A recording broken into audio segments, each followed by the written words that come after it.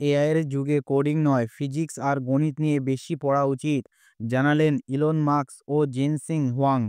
চলছে এআই এর বিপ্লব। এখন বিশ্ব শুধু কোডিং নয়, নির্ভর করছে পদার্থবিজ্ঞান ও গণিতের উপর। আলাদাভাবে এমনই এক যুক্তিকারী মন্তব্য জানিয়েছেন ইলন মাস্ক ও এনভিডিয়ার প্রেসিডেন্ট জেনসেন হোয়াং।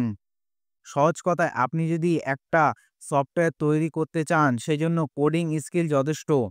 কিন্তু যদি সেই সফটওয়্যার দিয়ে একটা রোবট তৈরি করতে চান, দরকার হবে ফিজিক্স এবং ম্যাথ। চ্যাটজিপিটির উদাহরণ ধরা যাক। চ্যাটজিপিটি একটা ইনপুট দেওয়া হলে সে টেনসর ম্যাট্রিক তৈরি করে কাজ করে।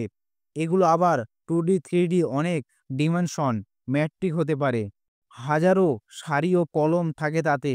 নির্দিষ্ট ডেটার সাথে সবচেয়ে মানানসই ডেটা ভেক্টর রিপ্রে রিপ্রেজেন্টেশন হিসাবে কাজ করে একটা আউটপুট দেয়। অর্থাৎ একটা বিশেষ অংশ জুড়ে রয়েছে পদার্থবিজ্ঞান।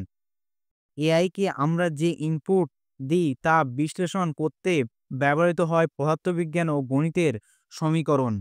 অপটিমাইজেশন শুধু টাইপ করে লেখা নয়, শব্দ, দৃশ্য, স্পর্শ সব ধরনের ইনপুট দিয়েই কাজ করতে হয়।